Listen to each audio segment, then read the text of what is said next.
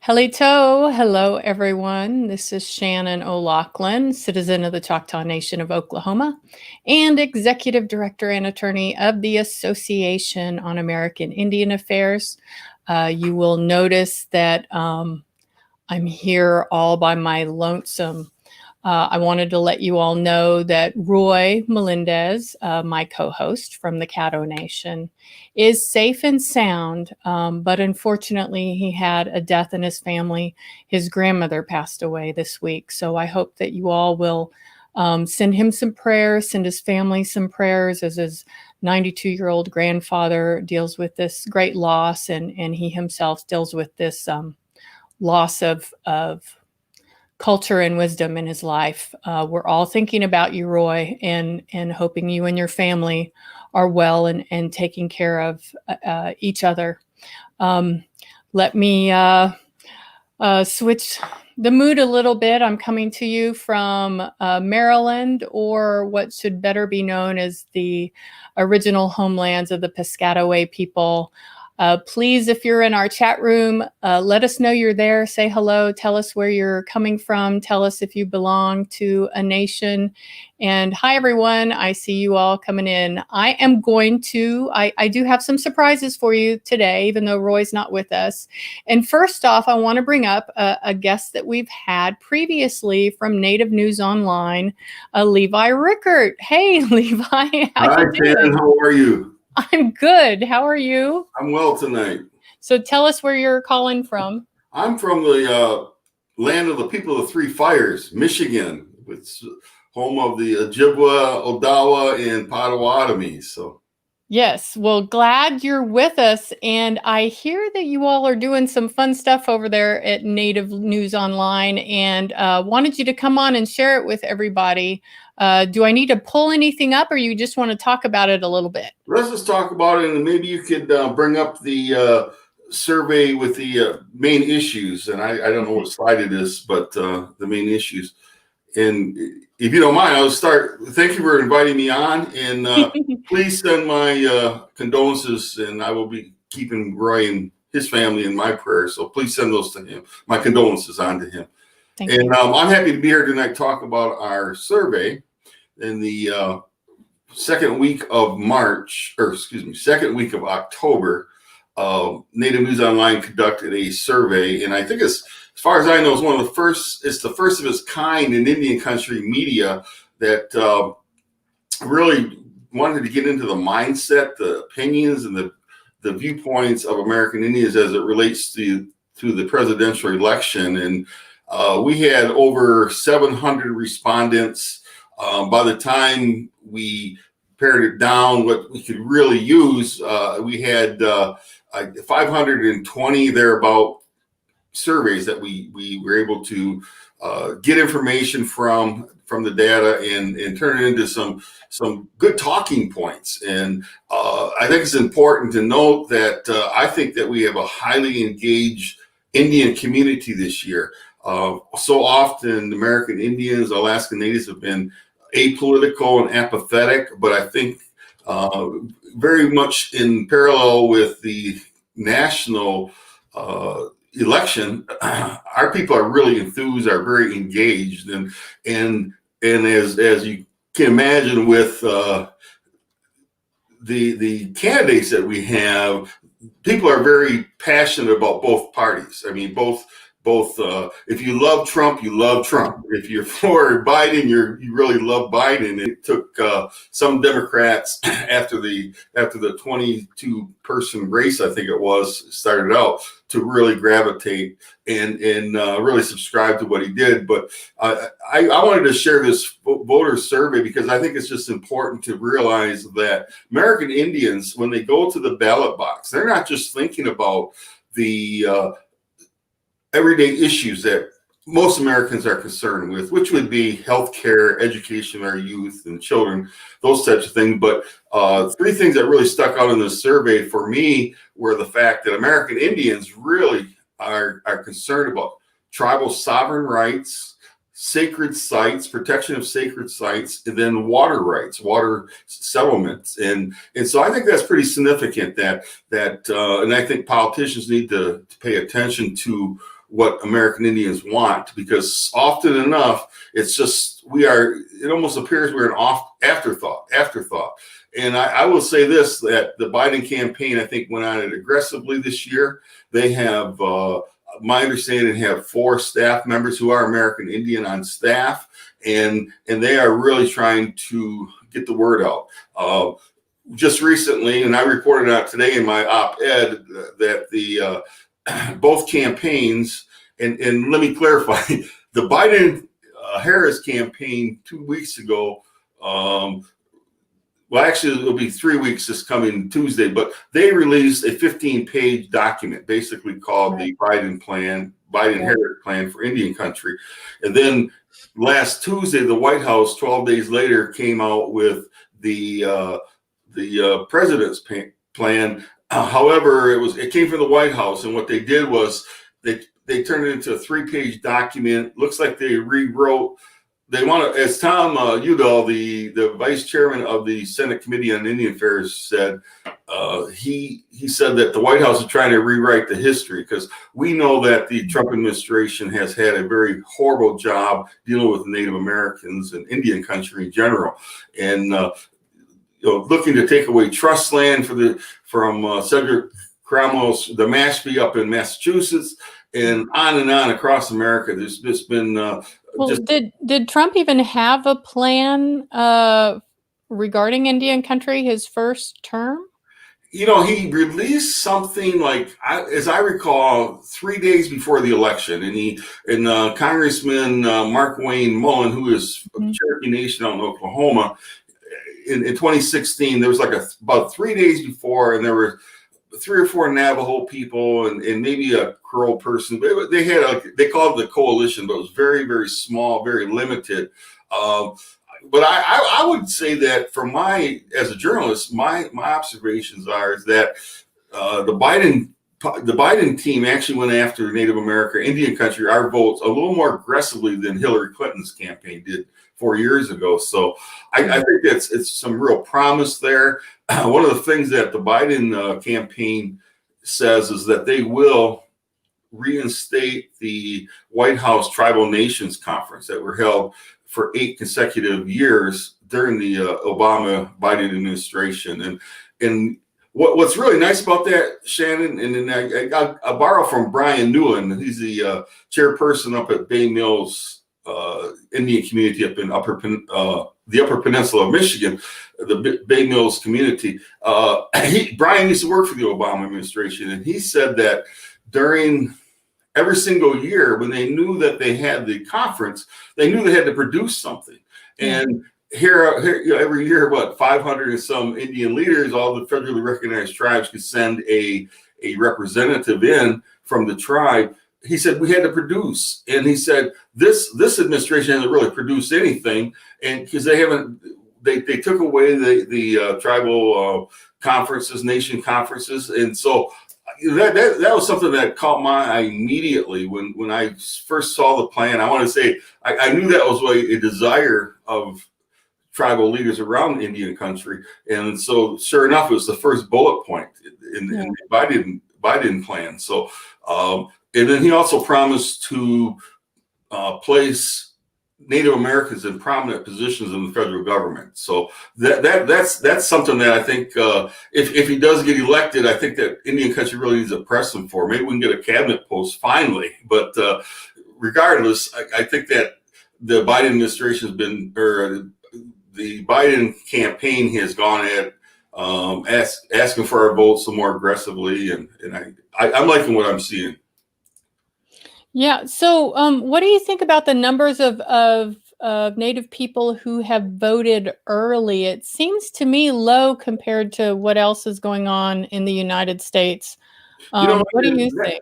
That's an excellent observation, because it's not in parallel. It doesn't really mirror what Democrats are doing nationwide. And my understanding is because the president has put so much negativity about mail-in voting, that the Republicans have basically said, well, they're going to go out and vote on election day. Our survey results said that our people are saying they're going to go out on election day. I just hope, and even right now, if the people are out, your viewers are watching, be very careful. If you do have a mail-in ballot, don't try to send it even now. I would try to get it to the clerk's office as possible. Right. I don't know, each state, each county may do things differently, but I know, like I took mine, dropped it in my ballot in the city clerk's office a few Saturdays ago, like 2 days or no, I think 3 days after I received the ballot, as I recall. And so I would caution our people, especially with the mail, to hold on to that ballot, take it there, otherwise vote in person, because right now your vote may not count. And I don't know, there again, you may want to go to the Secretary of State's office on the internet in each particular state, wherever you live, to find out what the rules and regulations are, because across the 50 states, I've found that there's a variety of rules and regulations that relates to voting. So where can people find, like I'm scrolling through the findings from the survey that you all did. Where can folks find this if they want? They can go right now to Native News Online. If you go to my op-ed, if you go to the opinion, is actually our current story, and it's I think it's titled. I wrote it. I don't have a photographic memory, but I think it's called "Indian Country Wants a President Who Cares." If you go to that opinion, it's embedded in there. Embedded in there.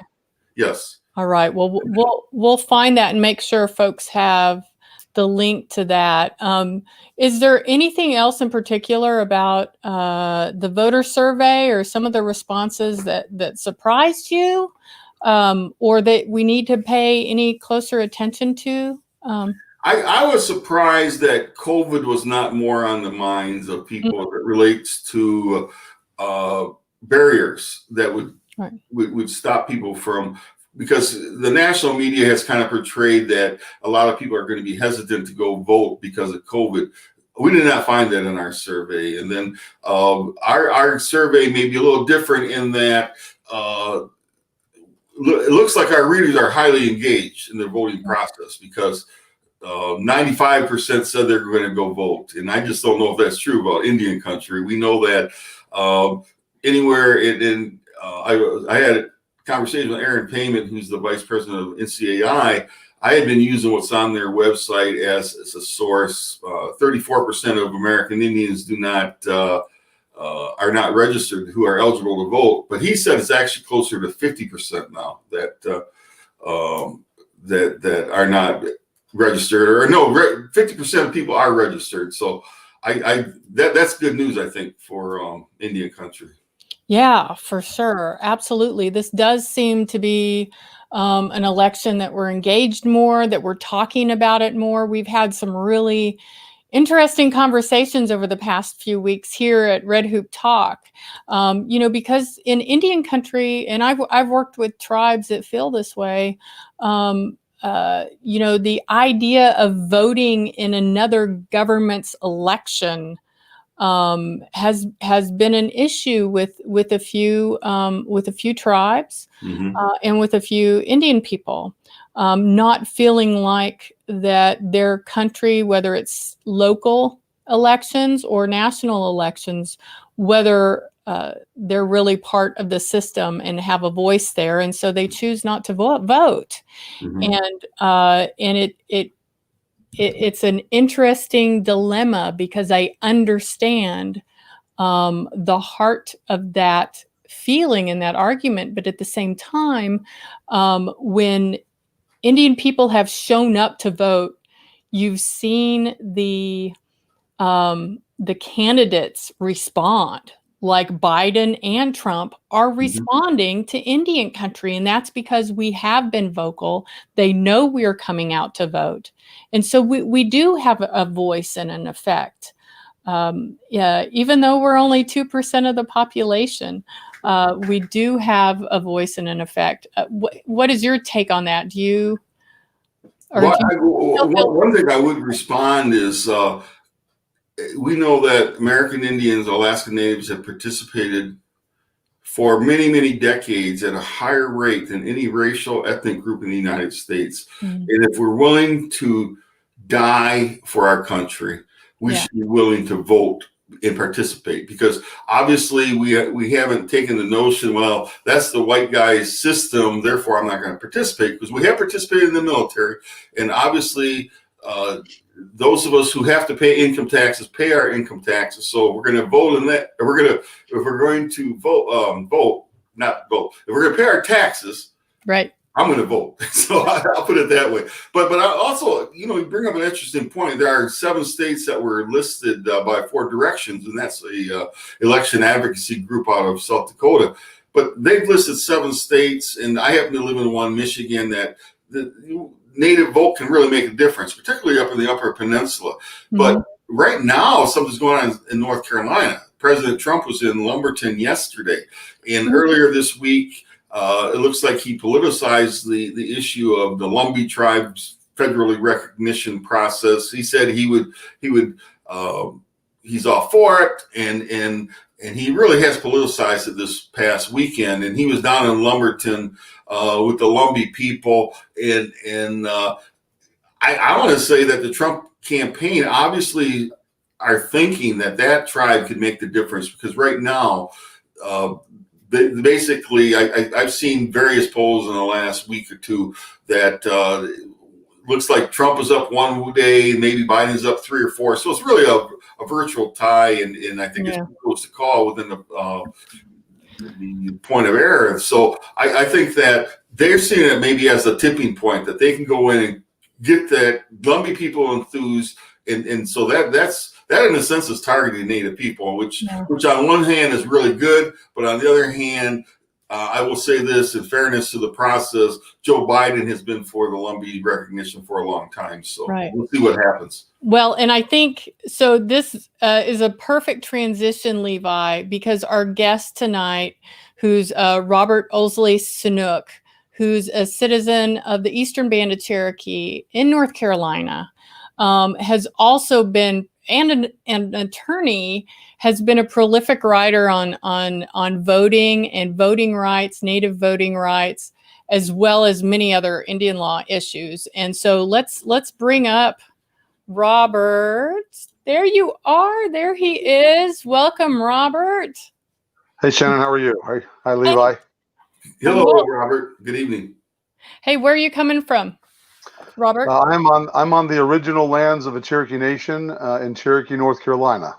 Excellent, excellent. So you've been listening in the background a little bit to the voting survey, and you're there in North Carolina where Trump came. Do you have any insight or jokes or anything about what's going on? I want to piggyback off of what Levi's saying.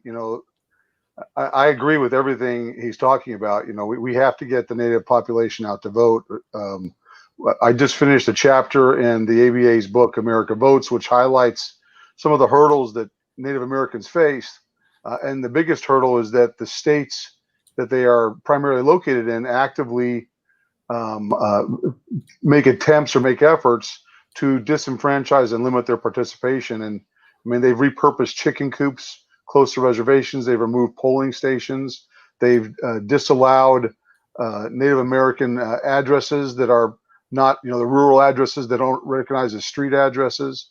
And they are going out of their way to make it difficult for Native Americans to even register to vote by making either the polling place or the registration hundreds of miles from where tribes are located. So, in addition to the issues that Levi's highlighting, we already have tons of hurdles to overcome. 25% of our population speak their native language in addition to English. And under the Federal Voting Rights Act, there's supposed to be a translator, someone there to help them get through that process. I don't think there's ever been a Navajo speaker or a Choctaw or Seminole or Miccosukee speaker or Cherokee speaker at any polling place. So it's a double-edged sword. We're encouraging them to go vote, but I think Levi is right. There is this perception that it doesn't matter. There's a history of mistreatment and distrust for the federal and state governments when it comes to Native Americans. So participating in that process there's a disconnect. But it's so important that not only do we get out and vote, but we keep fighting to make sure these hurdles that are in our place are eliminated.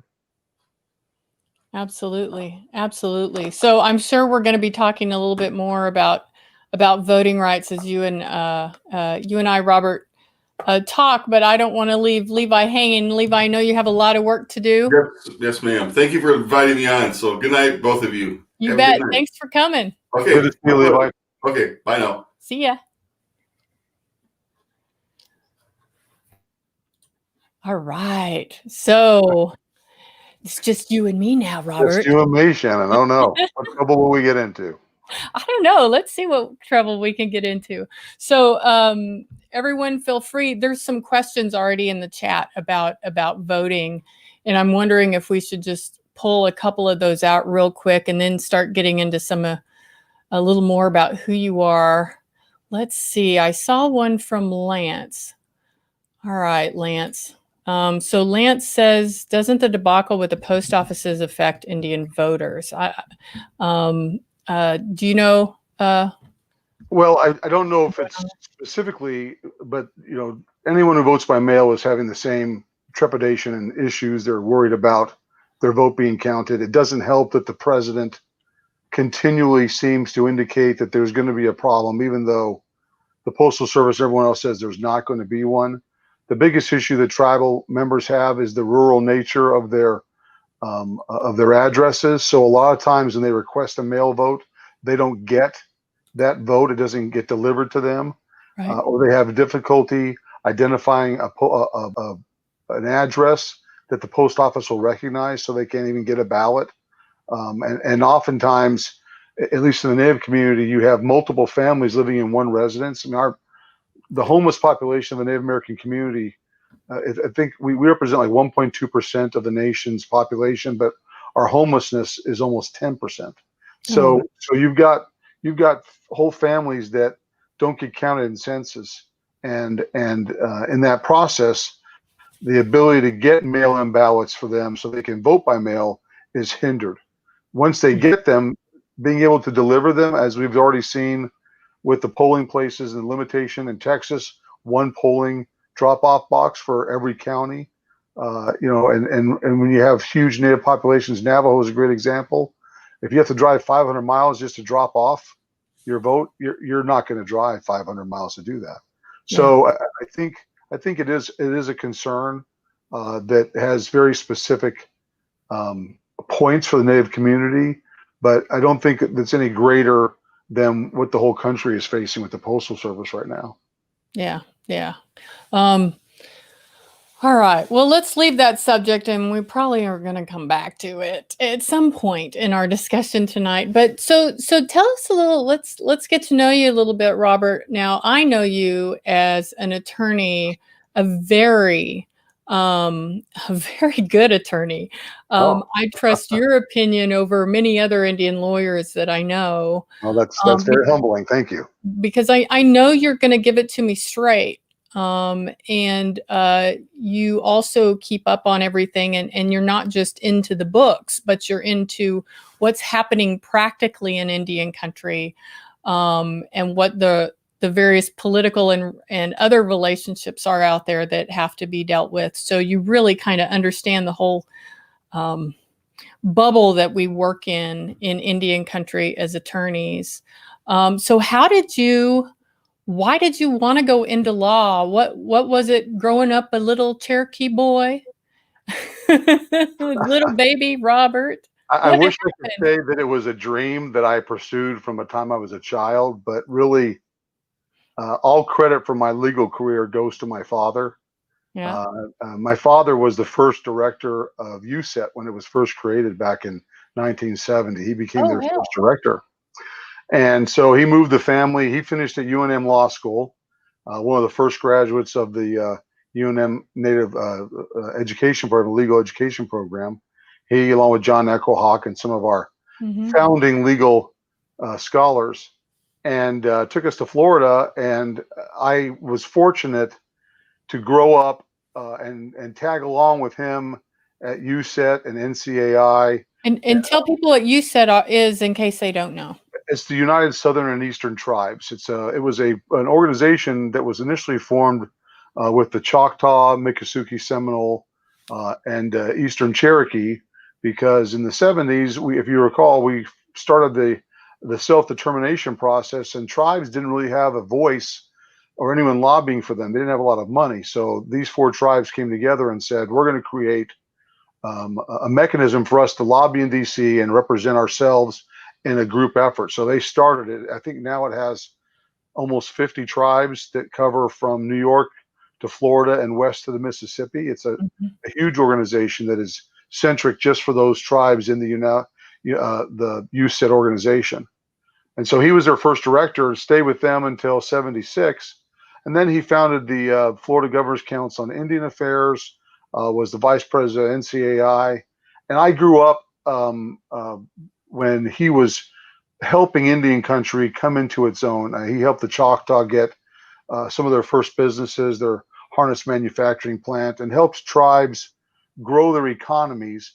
And I just tagged along and learned by osmosis or by being a participant there. He was just instrumental in that. And he helped start the very first gaming facility at Seminole back in 1979. So the very first bingo hall, the gigantic bingo halls of the early heyday of Indian gaming, was his brainstorm with other people. Then he took it out west to Cabazon, and I just followed along with that. I got to college and I finished my undergraduate degree in art history and didn't know what I was going to do with that. And he said, why don't you go to law school? And I thought, I don't want to be a lawyer. He said, well, you can be an art lawyer. I said, well, great, that would work. I got to law school, finished in 1992, right when Indian gaming was starting to really steamroll. And not only, they were talking about the National Indian Lotto back then, and tribes in California were getting more active. And there weren't a lot of attorneys who were familiar with or had a background. So out of necessity or happenstance or just, being very lucky, they would call my dad and he would say, you should talk to my son and he can help you get where you need to be. So back in 92, I started immediately working with tribes in Indian gaming, and it just kind of ballooned from there and blossomed from there. And being one of the early Native American attorneys in that field, it kind of lent itself to more work and more opportunities. But it wasn't something that I said, this is my dream. It was something I had already a foundation for, because my whole life had been spent following my dad and following him in that process. So I had a working knowledge of how Indian gaming began and how they came up with a management contract and some of the things that the NIGC was first starting with. Even before 86 and 87, they were already working with that. So that lent itself to just a natural transition into other Indian projects. Well, and that's how it's supposed to work, right? So whether it's our father or our uncle or our elders, it's hanging out with them that kind of helps us on a path in Indian country. And that's what, I know it in Red Hoop Talk, we've talked to many people that their path was connected to an elder somehow, or to their culture somehow, that has just always kept them with Indian country or doing something in Indian country. And I'm not sure that America is like that anymore. I think we're really special in Indian country, that we all are really wanting to come back home and wanting to help support one another and be in careers that do so too. Have you felt like you're part of being an Indian lawyer? Do you feel like you're part of something bigger, or do you often feel like you're fighting all the time among colleagues? I think as Indian attorneys, the biggest hurdle we have is educating the courts and others about what being Native is, what the Native experience is. I was speaking the other day about this institutional knowledge that seems to be missing with a lot of the current governmental administration. You have some incredibly talented, knowledgeable intellectuals who are working in Indian country that don't have any historical perspective about where we came from and how we got to where we are. I mean, My reservation's a great example. When I went to law school, there was no scholarships, there was no money, there was nothing available. You paid your own way. My tribe has been very fortunate, one of the few that have been able to do gaming and do it well and create a mechanism or a conduit for which, if you want to go to college now, it's totally covered. It's paid for you to go there. And so you start to take for granted that this was always here, and it wasn't. And our forefathers and mothers who took nothing when we had nothing and created opportunity for us, whether it was business or education or government, whether it was roads or argued for sovereign rights, they had to make the silk purse out of the sow's ear. When my grandfather was chief, he challenged the state of North Carolina, who was imposing state sales tax on the reservation, and said, "We're not going to pay it anymore." And that was unheard of back in the 50s and 60s. You didn't do that. And so if you don't understand why that challenge happened or where it came from or its roots, and today you're making a tax argument about sales tax, you can't possibly just simply look at a book and say, oh, well, this is the law and that's what it is. And so having that relationship, I feel for Roy and his family. When you lose a tribal elder, especially, your father, your grandparents, who've educated you back when we had nothing, that's gone forever. And I was talking with Lawrence Baca, who was the highest ranking civil rights attorney in the government for a long period of time. And he and I were addressing that fact. I think of John Echohawk and what NARF has done.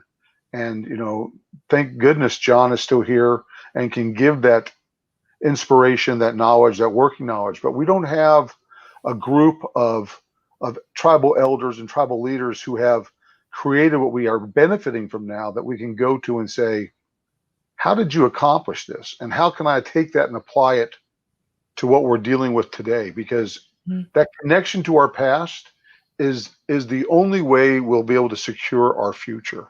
You can't just come in and say, well, I've got $1 billion now in our trust account. Let's go build a building. Let's go just do this and do that and move forward. If you don't have a rooted beginning with what your tribe is standing for, what you're doing. And that is definitely missing. And again, I'm very fortunate. I think Shannon, that Native American education system, historically, our people have not graduated from high school and gone on to college. And yet my grandmother and grandfather back in the 50s, every one of my aunts and uncles went to college and got a degree. It was mandatory. It was not an option.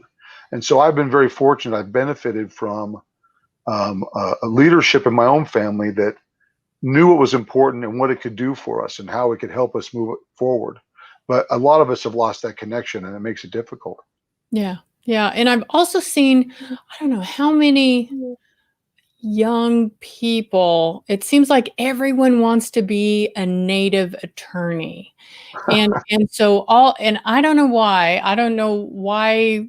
Maybe it has to do with salary, or that native attorneys have really been extremely outspoken and have been strong leaders in change. They've also been strong leaders in conflict. But what the point I was trying to make is that what I've seen happen a lot is these young native attorneys, these wonderful, smart young native attorneys, end up in these big law firms or even medium-sized law firms. And they end up practicing Indian law in the box. You know what I'm talking about, where they're not being supported to be creative and working to push the envelope to assert sovereignty. They're not going back to their homes. They're not going back to the tribal attorneys who are back home working on these issues. And they're not getting the kind of mentorship, I think, that you're talking about, to really help us build a new generation that knows how to better assert sovereignty and to be creative about what the law can do for us. And you're involved in the National Native American Law Students Association. So what do you think about that? What do you think of our young attorneys and what they're doing? Well, I mean, what was it? Information in, information out. If the information they get going in is not good, then we can't expect them to do more than what they've already been given as their palette. Matt Fletcher wrote an article that you and I were talking about, bullshit and representing tribal clients. Right. When I first started practicing, tribes didn't have money. There was no casinos. They weren't, Seminole tribe that's doing billions of dollars every year. They didn't have that money. My tribe didn't have that type of money. And so these big law firms see Indian tribes as a billing conduit. I mean, we know the Abramoff scandal and what Jack did and pitting tribes against each other. And he played on these jealousies that tribes have against one another so that they create that division. But they forget that, one tribe may have an issue that if it goes to Supreme Court impacts all 572 tribes. And is that necessarily the best way to go? And you're right. The law firms rarely have a relationship on the ground with the tribes they represent. Right. They fly in from DC or from Denver or wherever, and they pop in for a quick little meeting and say, thank you for the check. We're going to take this case and we're definitely going to win. And they keep pulling it up. And they cost the tribe millions and millions of dollars in legal fees. And at the end of the day, they don't get the result that they think, and they go, oh, well, we tried, but they don't understand at the local level the impact that has. And it's difficult because we've been asking for years for placement of Native American attorneys in these big firms, and the big firms are bringing them in, but they're bringing them in as a fee generator, not because they want to learn about the Native condition or what the Native American ideas are at a local level, and they sometimes don't coincide. I've always practiced with forgiveness, not permission in Indian country. I don't believe that tribes should be going out and asking the federal government, may we do this? Can we do that? We're sovereign, and we should be out charging ahead, doing everything that any state or local government does and that the federal government does. We should be licensing and doing all the things that a government entity functioning to protect its people does every day. And if the feds aren't happy, they'll come tell us, well, you can't do that. And we'll say, okay, so sorry, we disagree.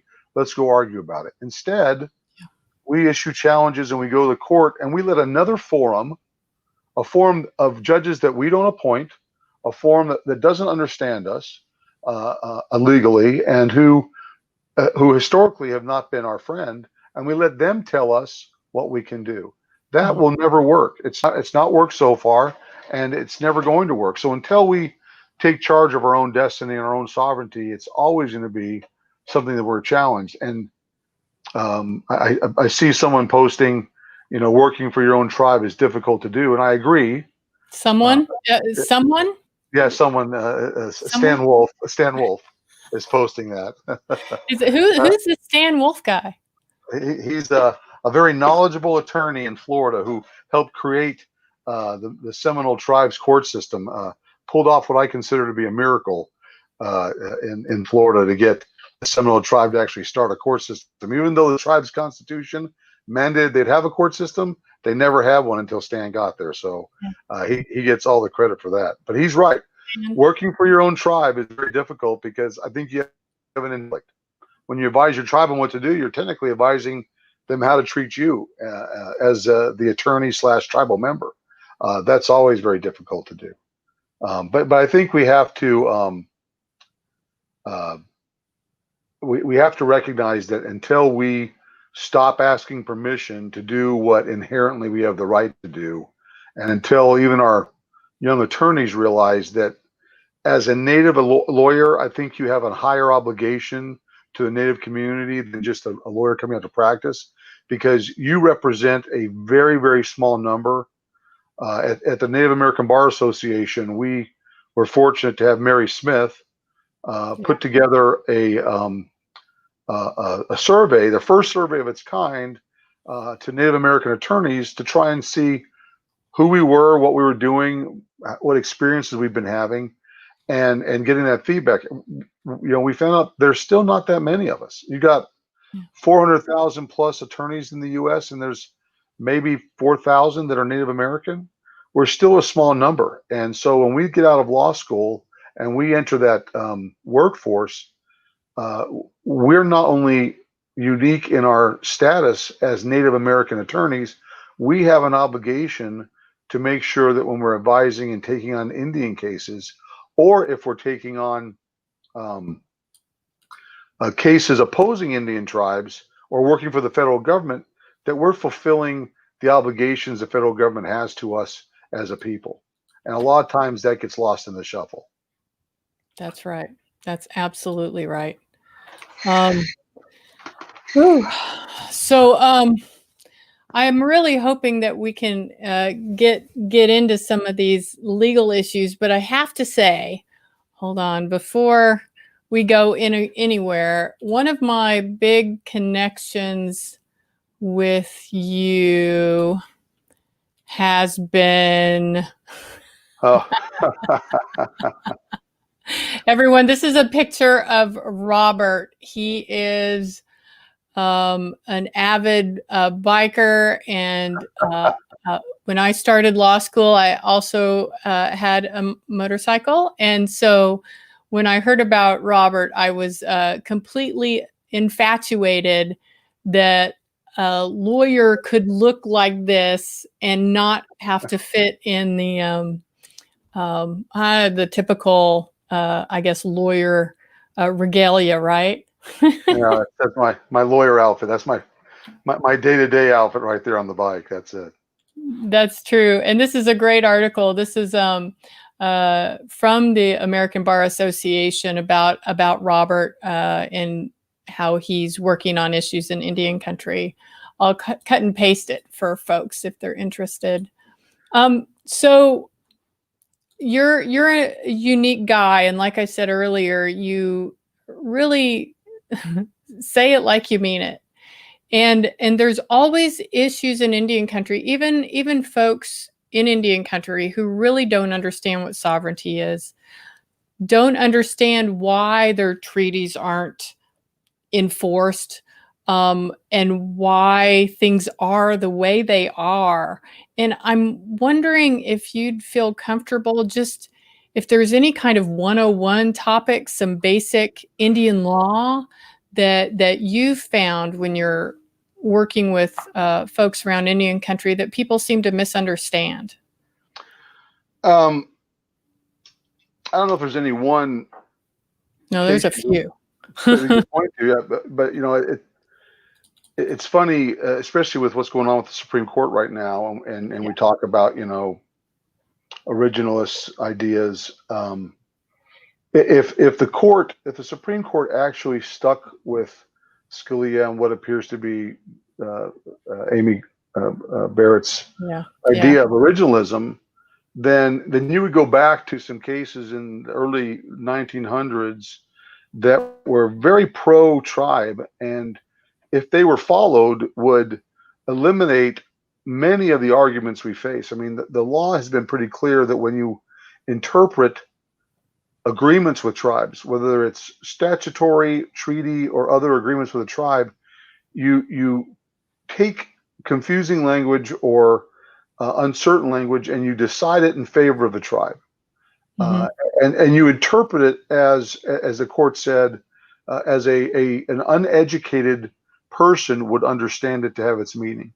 And that back in 1907, that was key for the position the tribes were in negotiation. They didn't have the advantage of learned individuals or people who were familiar with the way the U.S. did business, and they were oftentimes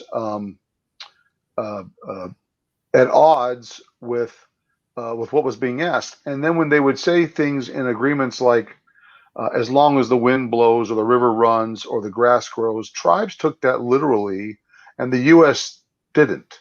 And so the court, when it decided these cases in the early 1900s, made it very clear, when we get to that point, we're going to side with tribes because we were their guardians. We were the trustees placed over them, according to the Marshall Trilogy, as dependent, independent nations. A horrible phrase that has been hard to overcome. Yeah. And in most trust relationships, the trustee acts in the best interest of the beneficiary. That's not true in the courts as we have been seeing in recent years involving Indian country. They find every way to carve out exceptions to this originalist idea. So I'm not. I believe I'm not a strict constructionalist when it comes to the Constitution and interpreting. I think you have to try and mesh it with what's going on today. But in Indian country, it's a different analysis, because in Indian country, as we saw when you dealt with affirmative action, and the BIA and tribes and schools were treating natives differently than other minority classes, we were a governmental entity, a culture, and not simply a minority class. And so we were carved out already with some exceptions to the general law, and that has been forgotten. And as a result, you see decisions today where they say, oh, well, there's such a patchwork of non-Indian owners of land that the tribe has lost its jurisdiction over the property. Well, that's not the law.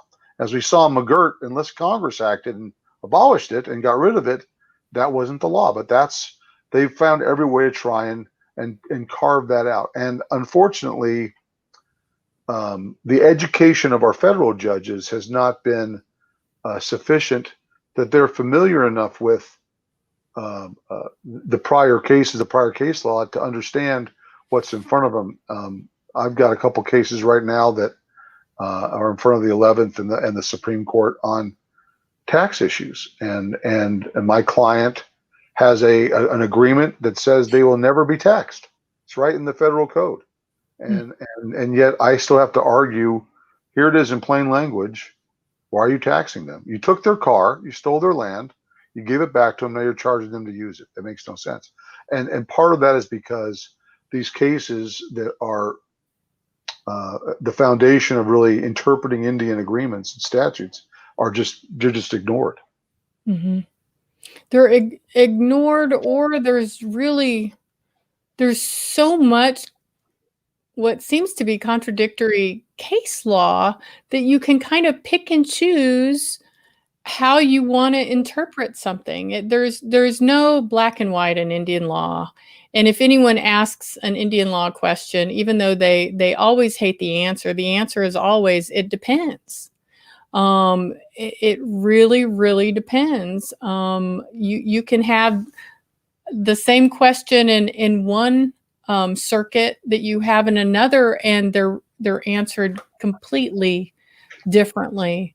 But the bottom line is, we're not some kind of special, we don't have a special minority status, right? We're not getting special dispensation for anything. Our relationship with the government is a government to government relationship. It's supposed to be. And it's based on a political relationship and designation. It's not based on our race or class or any of those things. So there was a question, I'm trying to figure out how to connect it with what you're talking about. Is it JD's question? Yeah, JD's question. And so I was reading that, and I was thinking of how to respond. His question is, I think, really a key component of what you're talking about. First of all, the perception is that an Indian's an Indian is an Indian, and that you couldn't be further from the truth. I take the Miccosukes and Seminoles, who lineally and descendant wise are very closely related, but they are two totally different cultures, two totally different tribes. Right. One is the Ilaponi, one is the Chiaponi, the water people and the horse people. They are diametrically different and totally separate, but they're both in South Florida, and so the perception is all Indians are the same. And a funny story about their organization and recognition: the Seminoles, the unconquered tribe, was recognized in the late 50s, and they tried to recognize the Miccosukes at the same time, and the Miccosukes said, "No, we are not Seminole. We're not a part of that." So the Miccosukes put a diplomat contingency together, flew to Cuba and met with Fidel Castro and got an edict from Fidel Castro acknowledging them as a political entity and a sovereign nation, and came back to the States. And John F. Kennedy found out about it and called them and said, "Please come talk to me." So they come to DC, and he says, "If you'll tear that up, we'll give you individual recognition." So that was a tribe that went out of its way to say, we are not going to accept your categorization of us. But the perception, as JD is mentioning, the perception of rich casinos, etc. Right. 572 tribes, maybe 100 are gaming tribes, and of that 150 are profitable. And by that, I mean they have enough money to pay their bills and cover a few extras. But the majority, they're not, and they have no funding. They're living in poverty. 38% of Native communities are below the poverty level, and homelessness is huge. We pay higher taxes than any other group in the country. We have no natural deductions. Think about it. We don't have real estate tax, property, things that other people can use on their taxes. We don't. We have a capital gains tax, which is the highest rate. So we pay more taxes than anybody else, and we're the first services that are cut and the last services to be rendered in any fiscal year of any government, regardless of whether you're Democrat or Republican. Yeah, which is hilarious because people think we don't pay taxes. I know. I mean, I don't know how many times we get queries at the association is like, I just did my DNA test and I'm Native. Where's my Indian check? And I want to quit paying taxes. Yeah. I wish I would love to do that. That'd be great. But that's part of the problem, is because we are all different. These decisions that come out of these courts are looking at us as if we're all the same. I have been a huge proponent, because as you said, we are government to government relationships. We should have a tribal court system that is a national level that deals with the individualized ideas of the tribes themselves and creates a body of law that is Indian law, instead of allowing the federal government, who is our trustee and we're their wards, to dictate what our benefits are, what our beneficiaries should be. I mean, there was actually a case, I forget the name of it, I'll find it and send it to you in post, where the federal court actually said that even though there's a trust relationship with tribes, the actual beneficiary of the lands that are held in trust is the United States. Because when the tribe ends, the United States gets the land back. So we have to make a decision as a trustee on what's best for the United States, which is counter to every Indian law case out there. But that was the case we were stuck with. So this misperception that all tribes are the same, all tribal people are the same, is a huge hurdle for us to overcome when you go to court, because they think they can take a Choctaw issue and meld it with a Shoshone-Bannock or a Cherokee issue and mix it with a Cahuilla tribe, and they're not the same, even remotely the same. Right. And tribes assert their sovereignty different. Correct. And so okay. Don't get depressed. So no, when I was at NIGC, the National Indian Gaming Commission, it was really, and I had always sworn that I was never gonna do Indian gaming. I swore it was just, to me, it was something that caused problems. It caused problems with money and per caps and things like that. I was just going to stay far away from it. But when my brother, John Adev, asked me to come to the commission with him and be his chief of staff, I kind of had to go. And I'm so glad I did, because what I learned was that exactly what you said, a handful of tribes, and I've seen the list. I know who's on top. A handful of tribes are really making bank And I've also seen that they're extremely charitable quite often.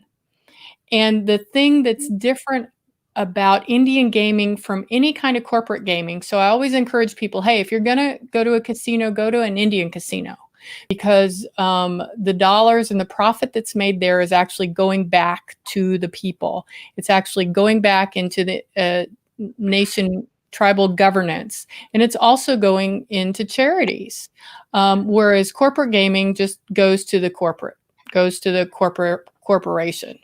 So there's just a handful of that are making bank, and most of the gaming out there is small, middle-sized gaming that really provides some jobs in Indian country, as well as jobs for neighbors in Indian country, so that it's not just tribal support. It's The also money provides for housing, education, yeah, healthcare. I mean, I don't know a single tribe that's involved in gaming that the authority to enact gaming on the reservation starts with a foundational document that says the money that comes out will be allocated specifically for infrastructure, housing, healthcare, education assistance.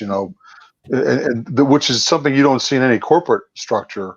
No corporation says, okay, all the money we make, we're going to go out and build houses with it. Well, no, they're going to give it back to the individuals who invested in the Bellagio or Trump Taj Mahal. right. Yes. Yeah. It's the most heavily regulated gaming probably in the world. Correct. Yeah. So gaming is not some kind of free ride that Indians get to play with. It comes with some huge hurdles that you have to overcome, and you have to be in a good location to make it work. Yeah, and as soon as an Indian tribe comes up with any money-making idea, whether it's gaming, cigarettes, alcohol, whatever it might be, the federal government immediately says, "Hey, wait a second, we got to regulate that and get a piece of it." And that's been across the board, the issue. And that's my case right now. Is you have a land lease that says that their land and the money it benefits from it is not taxable, but they want a piece of that, and it's a huge amount of money. And the federal government, like I said, tribes pay more to the federal government than any other entity, and they get the least bang for their buck, the least return on that payment. And it's again, as long as we continue to say to Uncle Sam, please give us permission, we're going to be in the same situation, and we need to continue to expand, explore, ways for us to strengthen our sovereignty by acting like any other government would act. If they're going to force us to be a government, which they've done with the Reorganization Act, which forced us to have constitutions and charters and some organizational structure that the U.S. could recognize, then we need to behave in such a way that they can't say, well, you don't have the authority to do that. And you go, wait a second. You gave us this authority, you ratified it and said it was okay. Now you're saying we can't do it? Well, no, we don't need your permission. We're moving forward. And unfortunately, tribes are afraid. They've been subject to minimizing colonization behavior for so long that they don't know how to challenge their captors. And we need these young lawyers who are coming out. I think of two amazing women attorneys with the Klamath tribe and Yurok tribes. They granted personhood to the Klamath River. Let that sink in for a second. They have basically, the tribe has acknowledged that the river itself has the right to bring a lawsuit. So it's no longer the Friends of the River or some other group that someone can say doesn't have a relationship. It's the river itself going to the court and saying, you can't pollute me. You can't fish on me. You can't do these things. I am in charge of my own destiny.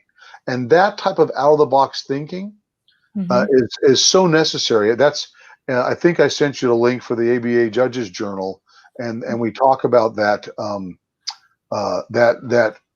effort by the tribe to personalize things that tribes have always recognized as having their own identity, and now we're taking it and putting it in writing so that they can't ignore it any longer, and making the argument. You have to do that type of stuff. Mm-hmm. So you're talking about this, the canary in the coal mine? Yeah. If you look at the, let me see which article it is. The article about, it was written by Corey Cordero.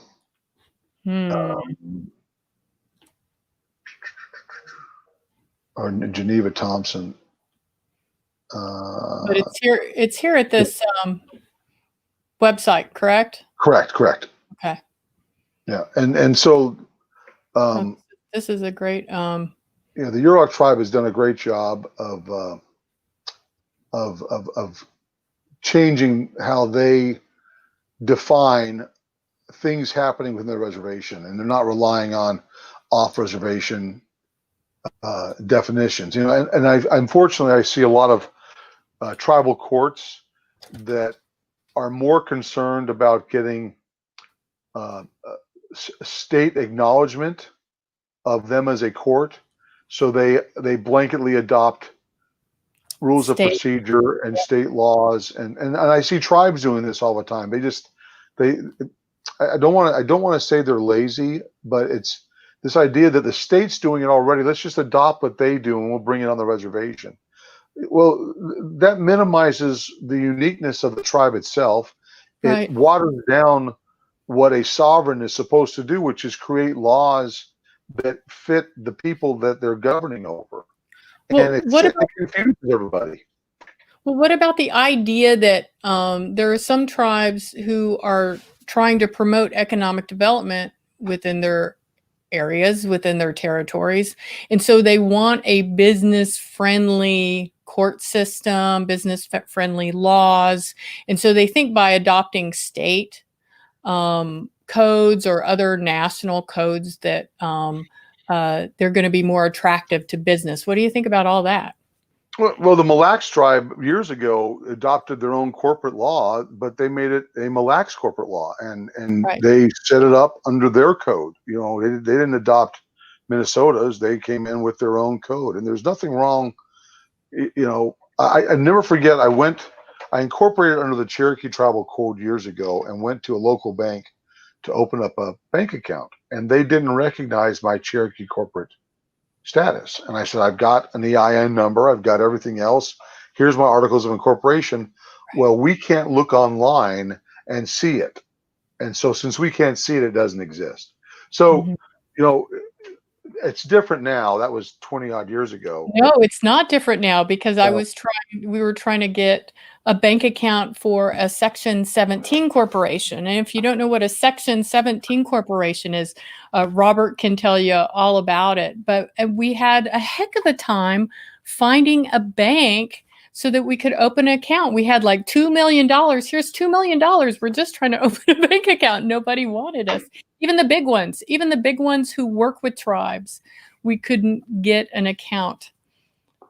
Well, this is why it requires, I say the ABA, in order to be more correct, issued years ago a mandate that every resolution, every ordinance, everything they did, the ABA had to also reference tribal governments and tribal systems, legal systems. And that type of national recognition by non-tribal entities of what tribes are lends itself to the credibility which we should have always had to begin with. I mean, if we're sovereign, we should be able to govern. And if we can govern, then we get to govern on the same level as anyone else. So at a federal level, the feds, the Section 17 corporations, it says right in the code what they are and what the federal law says. So, but the banking industry has not caught up with that yet. And so I say it's an easy fix. It's just an amendment that is long overdue and needs to happen so they can recognize it. But when you let's say, for instance, you take the state's health code and you adopt it for the reservation, and the reservation is Navajo, and Navajo's got all these rural issues of running water and things that make it impossible for you to do certain things just based on logistics. Well, now you have half the tribe violating the law you just passed because you're trying to be in compliance with state regulators. who can't come on the reservation to begin with. So you have no one trained for what's there, and now you have this blanket law. Mhm. And unfortunately, the law firms that get hired to do these things, they just see that as an easy way out, Yeah. and they're not boots on the ground, seeing what the tribe's needs are, and saying, well, you need to create something unique for you. And maybe it's not as sweeping as what they have in the state, but that's okay. It fits your community. Right. And the more we do that, the more a tribe enacts its own laws that are systemic and appropriate for them, the stronger the tribe becomes. Mhm. And that's where I think a lot of us um, stand. I Yeah. know one of those tribes, he says. Yeah. Yeah. Uh, yeah, I know he does. I think it's Uh, funny. yeah, that systemic uh, adoption waters down tribal sovereignty. I get frustrated with my tribal court here. We to practice in our tribal court, you have to have a North Carolina law license. I don't understand why that's necessary, but the tribe has a right to say that, and I would be okay with it, except North Carolina doesn't have an Indian legal department or an Indian law question or even anything native about it. And the tribe's laws are an opposite in many ways of what the state of North Carolina is. So if a North Carolina law license is somehow giving the impression that you understand Cherokee tribal law, it's not. The Navajos, thankfully, have their own bar.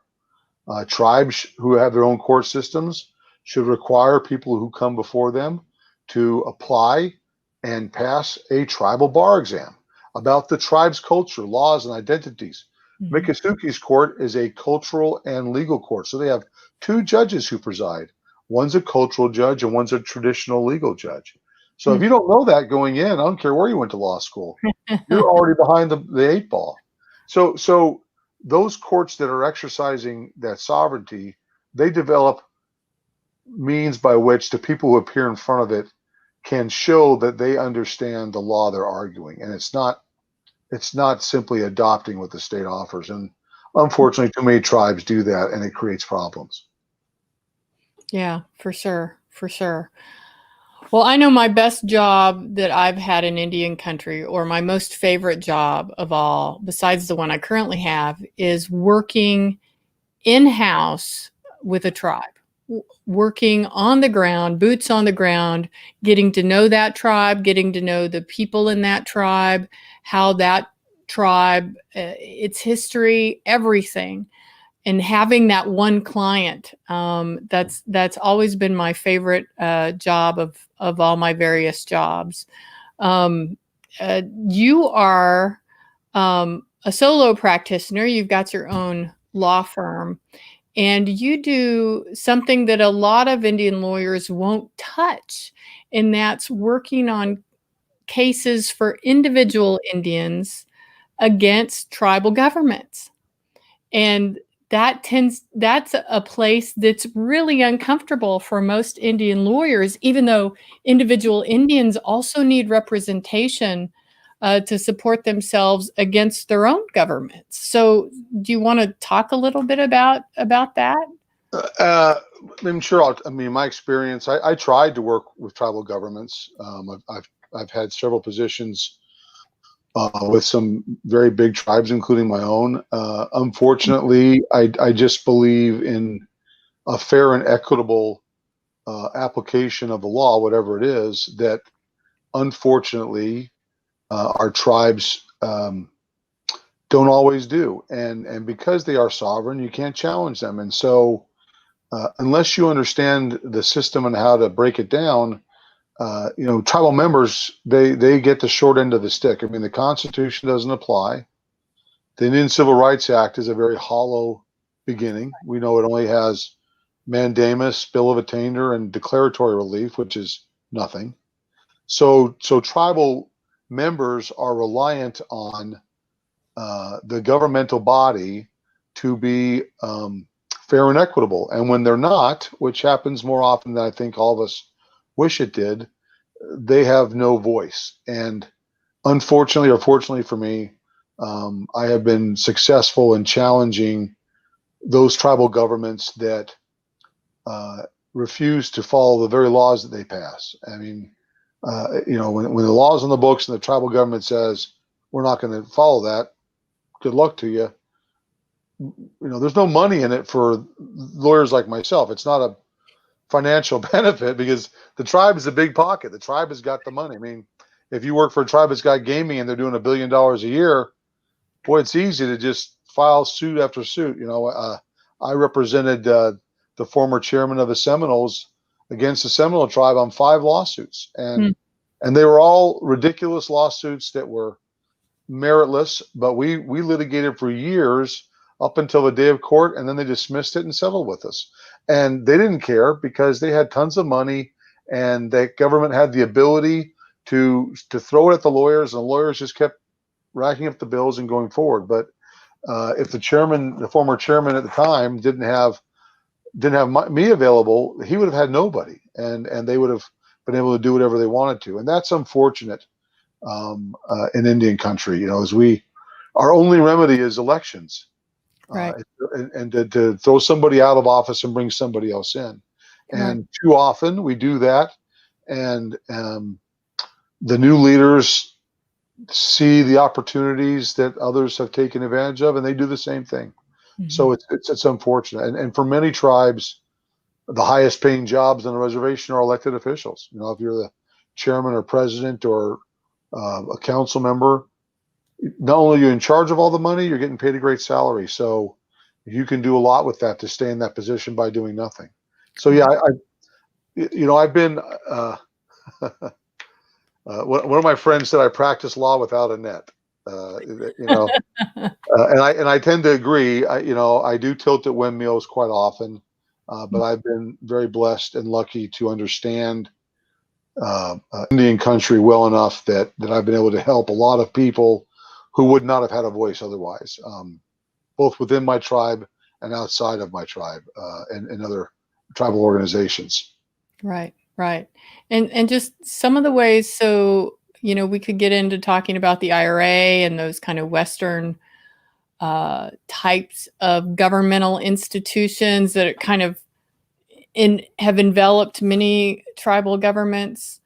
And then you look at tribal terms. There are some terms that every year they're having a new election and bringing in new political leaders. And so you're constantly, tribes can be constantly never settled. So they never get, how do I explain this?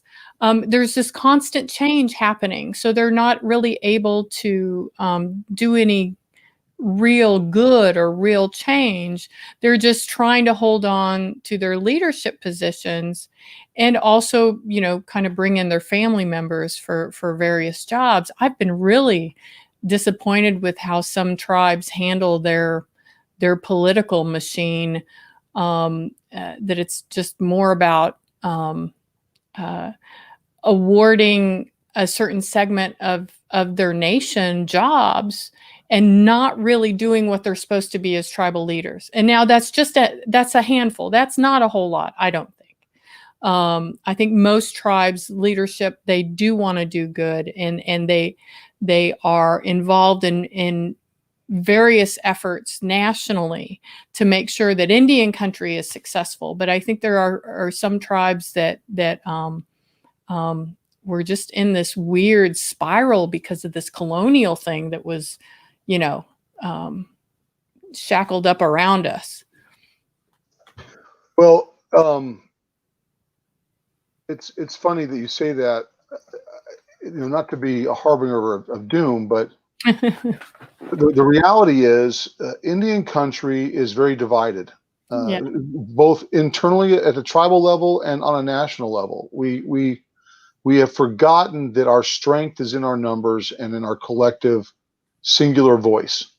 And organizations like NCAI, USIT, the Chiefs Association, they're not doing enough to inspire a collective unity.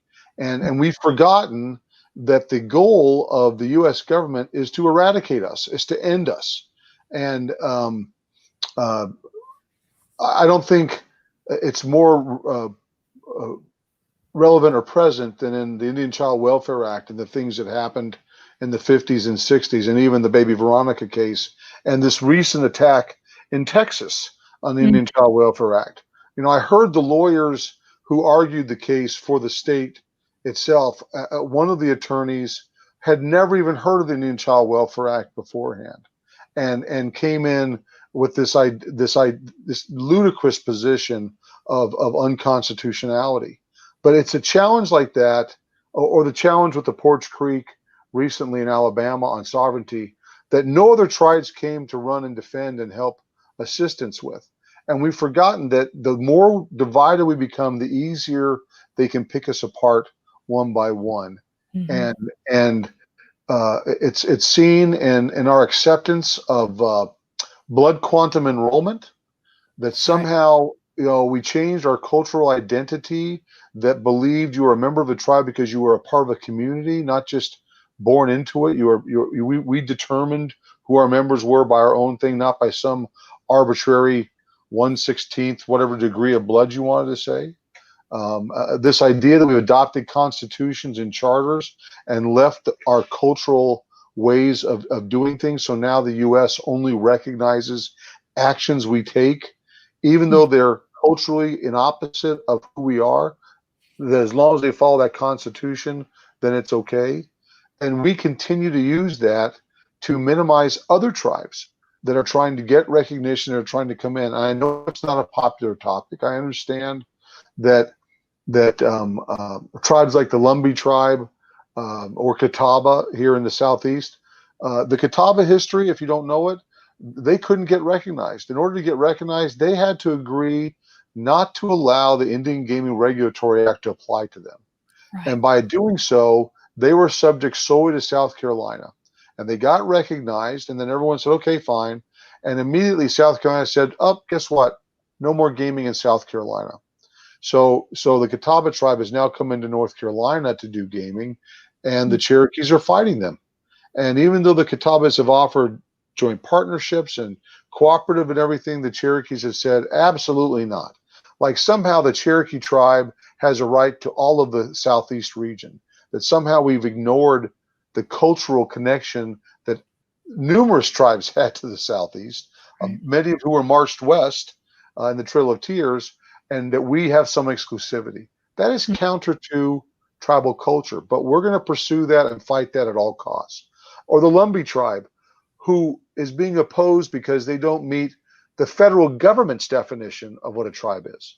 So we've fallen into line. They've successfully indoctrinated us to think like them, so that we can minimize and hurt our brothers and sisters by diminishing them as individuals based on a history that is not ours as a culture, but is theirs, and which we've adopted from the federal government.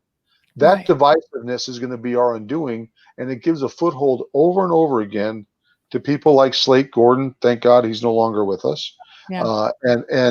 And President Trump, who keeps calling people Pocahontas and minimizing our culture and our identity. We feed into that because we jump on the bandwagon of those who oppose us, instead of encircling our arms around tribes who desperately need our help to make us stronger. And that is the canary in the coal mine, to borrow Felix Cohen's phrase, that is going to dictate the relationship that we have with one another and with the United States over the next 50 to 100 years. Yeah, for sure. Well, Lance is, let's read what Lance is saying, that diversity makes us strong. Solutions are made quicker by diverse thought, especially in a disaster. It's about how we can work together. We do not need to go in a single way to work together. Sometimes tribes are working together with several clans, thinking in different aspects to a solution. Yeah, how are we supposed to know all the answers if we're living in a bubble? We have got to include other tribes. There are some great organizations out there like USET and NCAI and other regional organizations that pull tribal governments together on issues, but there are still those issues that those organizations are not showing leadership in. Partly because they want to maintain that kind of idea of neutrality, of not taking sides, whether it's political sides or whether it's, sides among tribes, which I completely understand. But at the same time, I think, it's just like having a presidential leader who likes to grab women by the pussy. I mean, that's not okay. And that shouldn't be allowed. And everyone, Republicans, Democrats, everyone should say, no, we will not have a political leader who talks like that about gender. And the same thing with tribes. We've got tribes that are disenrolling, disenfranchising their citizens, who don't keep their own promises. And we've got to find a way to have our own strong leadership to say, tribal leader, that it's not okay. That's not okay. And I'm not sure how we keep our tribal leaders in line with those kind of values. Well, it's hard. You bring up a really interesting topic we could spend hours on. Title VII doesn't apply to Indian tribes, as you know, and sexual harassment and those types of things. The federal government has said is not applicable to Indian tribes. So you have to rely on people to be good and have a moral compass, if you will. And it's difficult, but that's my tribe's trying to do a constitution right now. They are under the impression that if we adopt a constitution, that we're going to have something that we didn't have before. And no matter what we do as a legislative, governmental, whatever entity structure you adopt, you're only as good as the people who follow the laws that you create. And so you can create laws, but if you don't waive sovereign immunity, big deal. You can say whatever you want, but unless a tribe waives some sovereign immunity, at least for its members, then so they can address their grievances and right the wrongs that are created, nothing's really going to change. And that's a scary topic for some people, a scary subject. But I'm reminded of Sitting Bull, who, as the story goes, was getting married and chose one woman over another, and the woman was so depressed that she hung herself. And her family, when they found her body, was so enraged that they went out to kill Sitting Bull and his new wife. And Sitting Bull found out about it and left his tent, but they came and burned it down and destroyed everything. And he had every right under tribal culture at the time to exact punishment. I mean, he was a great leader, and he could have done something to punish them. But he saw what his decision had made and the impact it had, and he was so moved by it that he forgave them, and he set about mediating and building a better relationship with his family. And then went on, of course, to join the Lakota, some of the greatest battles and some of the fiercest last battles of the tribes. But he understood that being a leader required you to be selfless. And unfortunately, it's not just in Indian country, it's everywhere.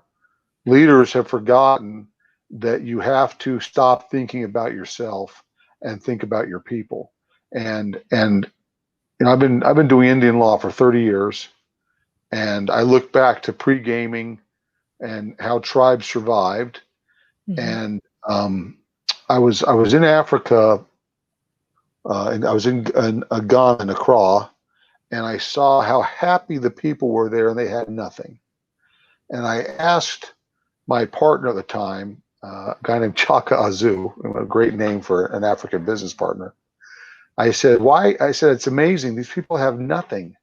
Why are they? I mean, they're so happy. He said, because we're all struggling together. And I'm reminded of that in Indian country before all these quote unquote successes, financial successes and things happened. We struggled together and we fought together. And, when USET was first created, it was a joint effort by the 4 first tribes to come up with the idea. Before all these other tribes got recognition, and they're now in USET, and they saw strength in their unity and in their numbers. That's why they were the United Southeastern Tribes. They were not just tribes from the South. They were united. And in order for tribes on a local level and a national level to get back to that, they have to start being selfless, thinking of their decisions as they impact all of Indian country. And if they would join together with one voice, think of the power they could pull in Congress. Think of the things they could do, especially these gaming tribes that have billions of dollars. Think of the money they could allocate to fight for other tribal needs as well as just their own. And then we have some pull, then we can get some movement. But right now, we're feeding into the non-Indian society of capitalism and more for me, and we're failing, and that's why we're struggling. Yeah. So Lance is saying there's another part of that story with crazy horse that his own people killed him, and the government tried to override traditional leadership. Is that right? I'm not sure if I said that right. Well, Sitting Bull didn't have that issue. Crazy Horse might. I was talking about Sitting Bull. Sitting Bull. That's right. That's right. Yes, you did. So tell me, what is your favorite Indian law issue? What do you feel like you're an expert on? I don't know. I don't know quite how to ask that. You've been doing this for 30 years. You're an expert on just about everything. So, like, you know, what do you like to talk about? What's your favorite issue?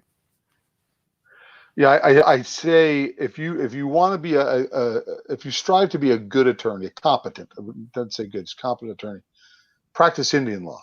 There's no other area of the legal profession that touches every aspect of law.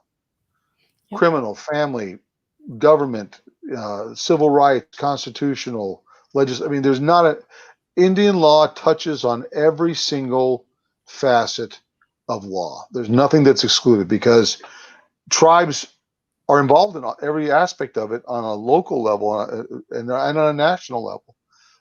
So I can't say there's one area that is more special to me than any other, because they all seem to feed into each other.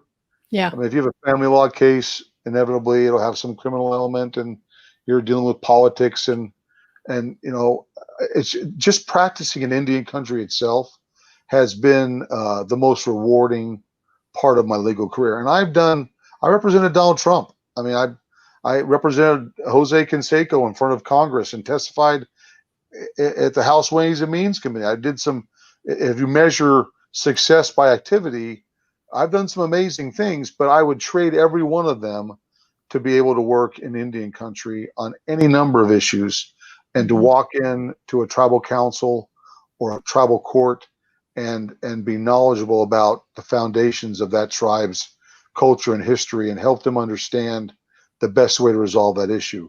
Very few areas of law do you get to be that intimate and personal as you do in Indian law. You have a cultural connection to what you're doing, and you don't get that off the reservation. Simply don't. Yeah, absolutely. I mean, Indian law, it's its own body of law. It's like immigration law or the law about war.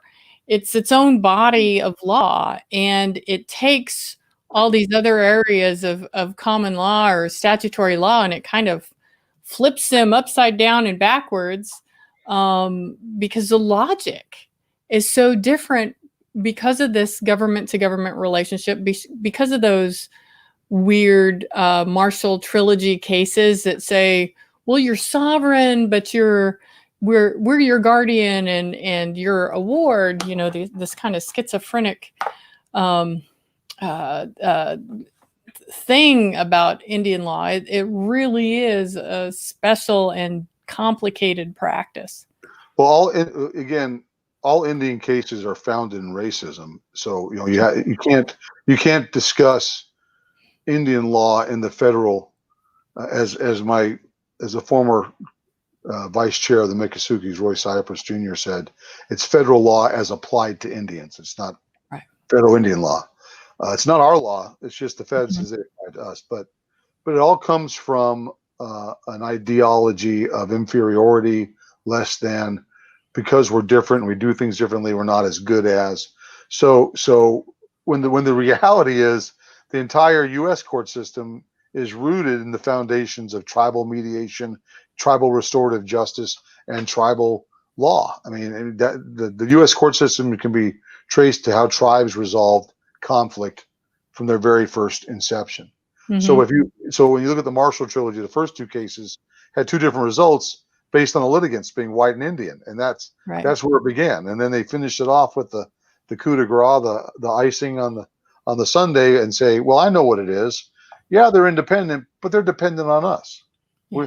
For our largesse, our graciousness, we allow them to be whatever they are. And a lot of people don't realize we weren't even U.S. citizens until 1924. Yeah, right. And so even the right to vote couldn't happen till then. And even then, the right to vote, the senators were saying, I am not going to give any authority to a savage native to elect officials that will govern me. So the Constitution calls us savages. So everything, again, this is why I think we should have a tribal court system that is only tribal accessible, that details, interprets tribal laws, and does everything within the tribe. If they want to finish this at the U.S. Supreme Court, I'm fine with that. But we will have the first bite at every apple. We get the first interpretation of what we do, how we do it, what our cultures are, instead of relying on a non-native judge in a non-native court, the king's court, if you will, to tell us what our law and our culture and our ideas are. If we get that, then we're no longer seeking permission. We're actually governing, and that's the only way to solve it.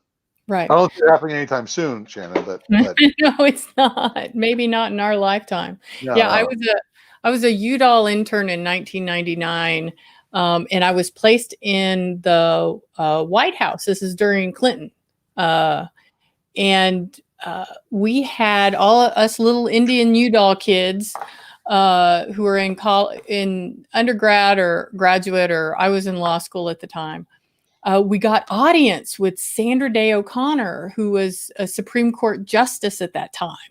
And it's like, oh my God, so there was about 20 of us and all native. And here we are with Sandra Day O'Connor. And one of my cohorts asked her, so what do you think about Indian law cases? And she looked kind of perplexed and she says, well, we don't really like Indian law cases. We're not quite sure what to do with them. Yeah. And all of us Indian kids were like, did she really just say that to us? Like, why would a Supreme Court justice ever say something like that? I mean, and what I think some of our instinct was to say, what the hell? Like, who the fuck do you think you are? Because they're all just trying to figure out. Right. She was 100% correct. They don't know what to do with us. They don't know what to do with us. That's the problem. No. And what's funny, you've heard the adage, if you don't tell your story, somebody else will.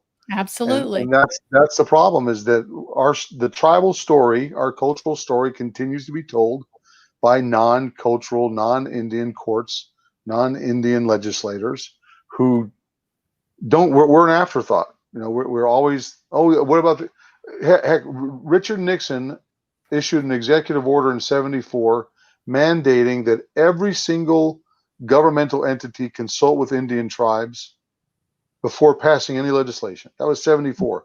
Every president after has issued the exact same executive order, but it took until 2009 for the Department of Justice to have its first consultation in Indian country. So again, the narrative has been told continuously by someone other than us. And we are weak while we're divided. And if we could all get together and say, no more, we're not taking it, we're pulling our resources, we're coming in, and elect the officials, get behind those who are going to help create our story, then we would be much more successful. Instead, we've started to be insulating and thinking that we can handle it ourselves. And some tribes that are very successful gaming tribes think they don't need anybody else. They got enough money. They can do it all themselves. That is a fool's errand and a foolish way to behave, because sovereignty is one congressional act and signature away from being dissolved. Yep. It was granted by the Commerce Clause. It was granted by the courts, And if Congress comes in and says it no longer applies, that will be it. Shh, don't say anything. We still have to deal with this president. You have to say these things. You have to be that canary. You have to say, look, guys, this is on everyone's tip of everyone's tongue. And they talk about it. Slate Gordon talked about it for years. Oh, yeah. That was his, sovereign immunity should be abolished. And it's every year someone brings a legislative action to dissolve it or minimize it. And we all stand by and individually do nothing. And collectively, we are so much stronger than we are allowing ourselves to be. Right, and I think of Cedric Cromwell mentioning his tribe. Trump was going to just simply eliminate them and just walk away. And mass thank goodness. Yeah. Thank goodness that he is a type of leader that is not going to take this sitting down and screaming and yelling and pounding and doing everything that they were supposed to do and put the money and the time to stop it from moving forward. And tribes jumped in to say, this is not right. But we can't just bring water to a fire.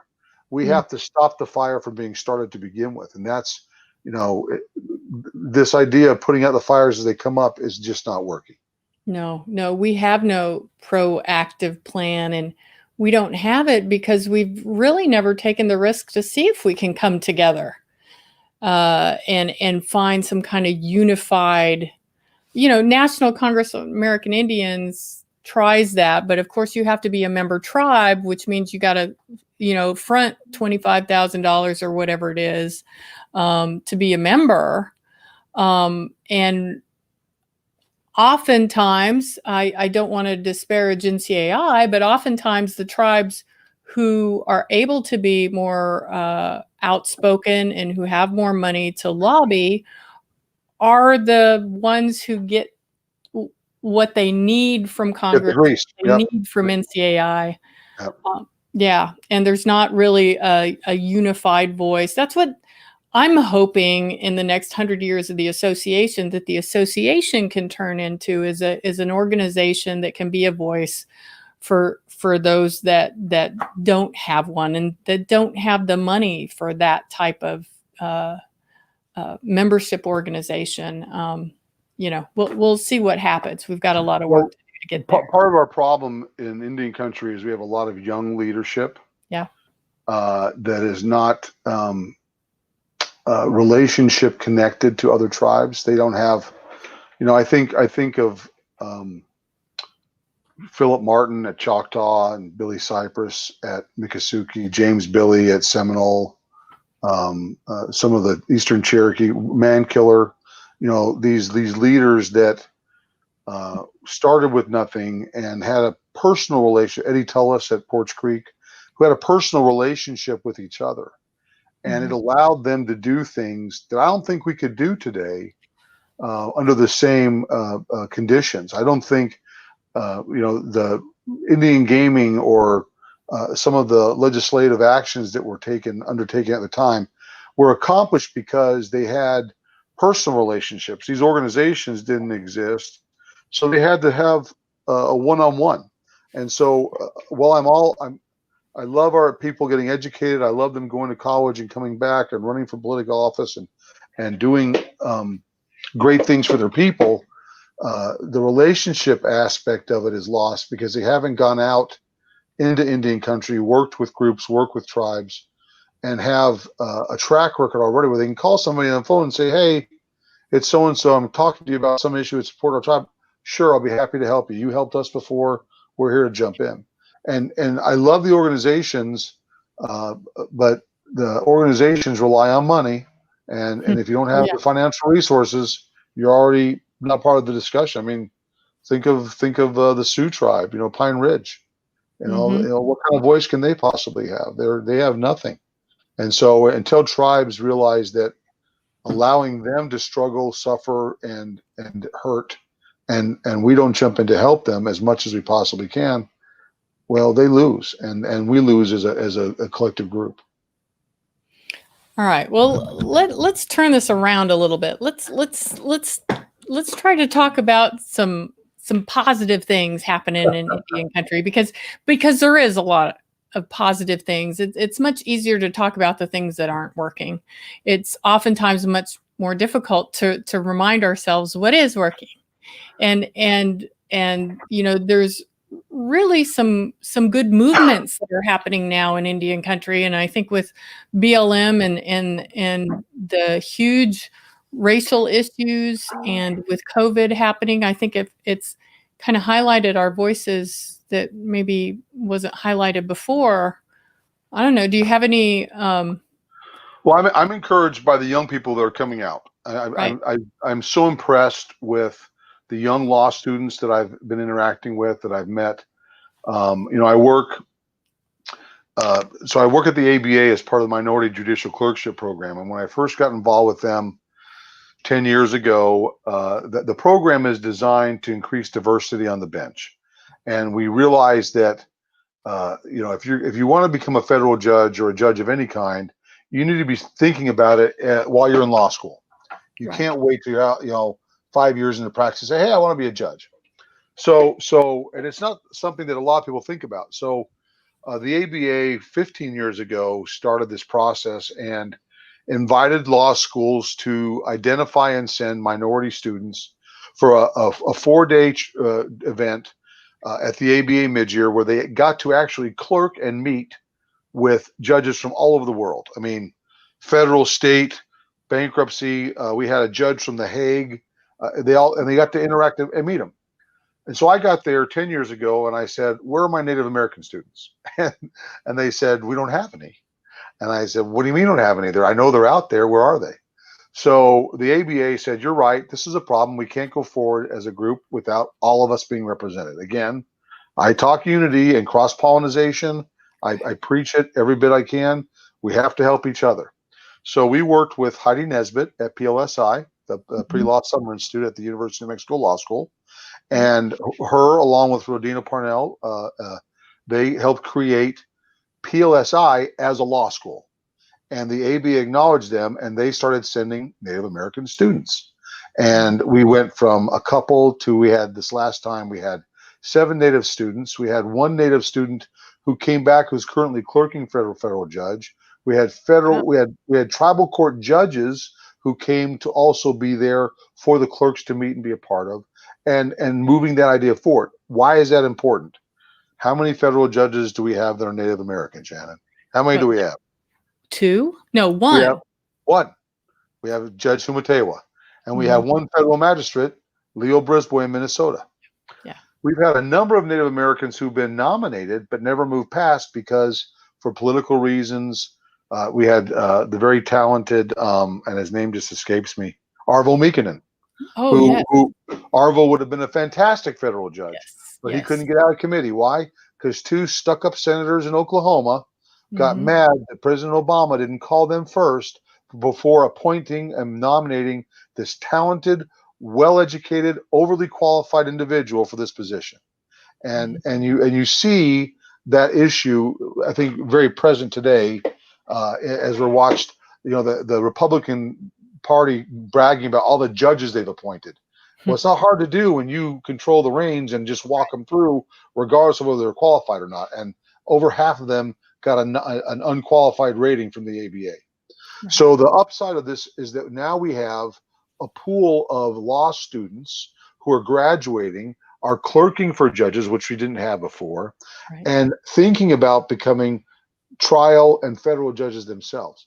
Why is that important? Because the ABA, the senators, they reach out to people like the Native American Bar Association, the Tribal Courts Council, the ABA, and we didn't have these people that we could say, that we have a Native American to be perfect for that job, and we can push them forward. So that's been a huge push in just the last 10 years to go from 0 to have what we've had.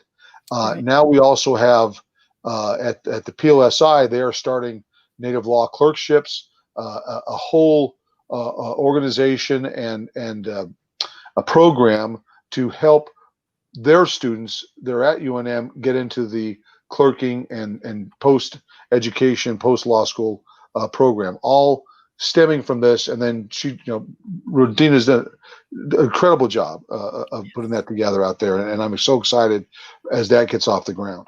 So that's a huge plus, because when you go to Judge Humatewa's court, you don't have to explain Indian country to her. She already understands it. Right. And now you actually get a representative of the people who are actually in front of them. I mean, I'll never forget. For years, I was the only attorney in Cherokee. I was the only lawyer practicing here. And you go to court, and I was on one side of the case or the other. And it was an incredible feeling or very powerful statement to tell opposing counsel, yes, you're in a tribal court. I'm a tribal attorney. I have 6 tribal members in the jury, and you're not tribal at all. And they would say, well, we're not going to get a fair trial. And I would think, we've been saying that for years in every court we've ever been in. We have nobody that's us. So that's a huge step in the right direction. And that's been something that has been, I think, a silent problem that has been identified, and not only identified, but a solution has been suggested and is actually being implemented, which is a huge feather in the cap. I hate to say feather in the cap. A huge kudos for the legal community. Not only that it helps create that diverse bench, but it helps. If I'm a judge in a court system that hears a lot of tribal cases, and now I've got tribal members who are law clerks, that's huge. That's a big step up. So that's a very positive trend, I think, in at least the Indian legal community right now, that's been happening over the last few years. Yes, that's a lot. The 5-minute 40,000 view. Yeah, but that's so powerful. Most of us don't really understand representation and invisibility. I mean, how will we ever change things unless we're in positions to make decisions, whatever kind of decisions, whether they're judicial or in Congress or in executive agencies, whatever. If we're not in those positions, then we really can't change things. And every freaking year, I think this puzzles the hell out of me. In the last 100 years, Indian country has made a lot of progress. I mean, considering where we were in 1900, where our religions were outlawed, we couldn't speak our languages, our children were being kidnapped and taken to boarding school, our lands were being allotted, we had no right to vote.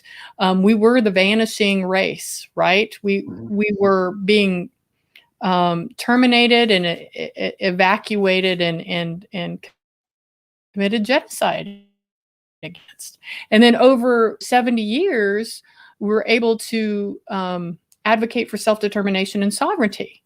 But still, every single year, all of us are on the Hill, we're in schools, we're wherever, educating people that we're still here, educating people that we need representation. Well, I think of the Violence Against Women's Act and the efforts that we've had. Mary Catherine Nagel and her play Sliver of a Full Moon, which is it's not so much a play as it's the real testimony of Native women who had to go to the Hill and tell the stories of their abuse before these non-Indian legislators would recognize the problem. And every time I see and hear their story and the links that they had to go to just so their voice could be heard, it should infuriate any tribal person that our women, we are a matriarchal society, and our women had to go and sit in front of Congress and say, I was beaten, I was raped, I called the police and they said, there's nothing we can do to help you because it's a non-Indian doing it. And in tears telling their stories of their mothers and their aunts and their missing and murdered Indigenous women.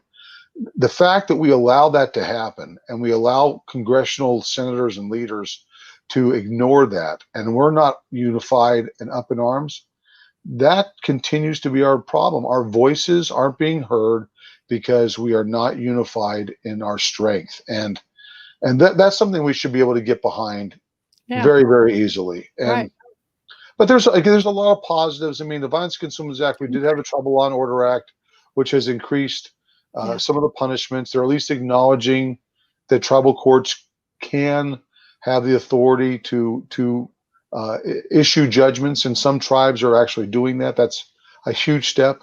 It's still a far cry, but a huge step. Many tribes are now are financially able to provide post high school education assistance. That's a huge benefit for those who will take advantage of it. But we still struggle with gaming. Giving these gaming dividends out to everybody. It's just chocolate cake that doesn't feed you forever. It just makes you feel good while you're eating it. And there should be some. It's hard, once you give them the chocolate cake, to say, well, now we want you to go buy the ingredients before we give it to you. And you at the inception, when these great things are about to happen, we need to be creating avenues to empower our people to not only be in charge of their lives, but to self-determine where they're going to move forward. And you don't do that if all you do is replace the federal government's handout with your own. Right. It doesn't change anything. Right. Oh, I have to share this. My girl Rodina right there. She's amazing. Hello, Rodina. I've got to ask you to come on Red Hoop Talk sometime. She'd be good on Red Hoop Talk too. The things she's doing at UNM, I'm telling you, she is amazing. The stuff that they've done in the short amount of time, she's put together some amazing programs. Just her judicial clerkship and legal, just that alone would be a whole 2 hours for the opportunities it'll create and what they're doing there. It's amazing. That's right. And she's one of those people that her and I could talk about natives with curly hair for quite a while too. That's true. That's true. April is talking about tribal colleges, because I'm losing how many tribal colleges there are. I want to say 36 for some reason. That's sticking in my head. I didn't know there was that many, but that sounds about right. I thought it was in the 30s somewhere. Yeah, but are you aware of things available in tribal colleges as far as legal programs? I'm not aware of the specifics. Most of the tribal colleges are junior colleges. 2-year. So I would imagine that they have paralegal programs because that would fit right into that. So I would imagine they do. But if you elect Joe Biden, he says junior college is going to be free, and so regardless of whether it's a tribal college or not, if it's a JC, there'll be a paralegal program for you to go there. And if there was one reason more than anything else to elect him, that would be one immediately that I would say is very appropriate. Is just free education at a JC level, which is where a lot of people really need to be. 4-year college is great, but there's enough technical and practical jobs out there paying a really good amount of money that you don't have to go to a 4-year degree and try and figure yourself out. And Turtle Mountain Community College has 2 programs for legal support. One's an associate of trial advocacy, and one's a advocacy of paralegal. So at least the Turtle Mountains Community College does have that. That's in North Dakota. That's awesome. Hey, I want to encourage everyone on our chat, if you have a question for Robert, to ask it, because we're getting close to our 2-hour mark. So we may be ending soon. So please ask Robert your Indian law questions. What have we missed talking about? We haven't talked about your art and museum experience. I always think it's unique because you just don't. I just don't think of you as the art museum. I was a football player, and art history was the easiest classes to get in. Plus, I got to sit in a room and turn out lights and look at naked paintings of women, and no one got offended. So it was a great place to to learn and educate. It kept my interest all through college, but and it ended up being something that I thoroughly enjoyed. And I was a curator at a couple of museums out west, and I really thought that was where my career was going to go. But it's kind of, you said, what do I like about Indian law? I can't pick one topic. Yeah. I can't say I'd like just this kind of art. I've not been, an impressionist or cubist or Renaissance or classic, whatever it might be. So I didn't see anything postgraduate that I could say, okay, I'm gonna be a master's degree in the Italian Renaissance. It didn't interest me. So law school was my. I taught art law for a few years at Brigham Young University, the droit moral of art, which is the intellectual property rights of an artist, and I thought I could parlay that into, I don't know, legal person for a museum or something. But they gave my dream job to Kevin Gover, so I can't even do that. He's the director of American Indian Museum, Museum of American Indian, which is a job I would love to have. But so the law was where I ended up. But it was my first job in a museum. The director said they only hired me because he thought I was big enough to move the statues. So, but no, I will say this: art is about analysis, and when you look at a painting, you're looking at history and culture. What has been the political motivation for that particular art at the time? What's going on, and you analyze the artist's mind to interpret what you see in front of you, which unknowingly prepares you for a career in the law, because you come in a case and there's a picture of your facts, and you have to figure out how you got where you are, what's the motivation of the parties, where are they going, what application, what law. So it helped me develop analyzing skills that I think lent itself to a legal career, unintentionally. I wish I could say it was my hope to do that, but I did enjoy teaching art law. That was a fun aspect of my life. Oh yeah. In fact, I might have to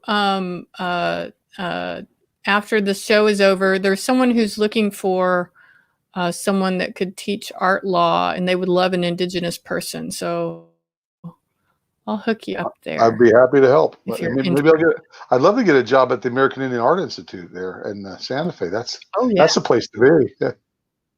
Oh yeah. Oh heck yeah. For sure. Let's see. Oh, here we go. Lance got a good one. You're aware of changes to Indian probate law. Oh, which changes? Law. Which changes? I mean, the BIA for years was in charge of all Indian probate. Right. Now they're kind of moving it out. Again, talk about an inherent conflict. You had the BIA creating wills to dispose of Indian property, and then not having liability. It's really a very complex area. Most tribes have cultural rules that are different than the state, and the state, doesn't recognize Indian tribal governments and their disposition. So it's a very I wish it's more than a 5-minute answer. You can't just talk about, but I will say that the BIA has started to steer itself away. And then I understand that they are now creating some internal probate division in the BIA to deal with allotments and just those allotted lands, which I think will be problematic, but we'll see. Yeah, I mean, it really, again, it's another issue that the tribe should have ultimate inherent authority over, even if the federal government created those allotments. The tribe should be able to say what happens to their future. Okay, Lance is now citing code. Yeah, that's the probate code, the changes that the BIA is making, and I'm not.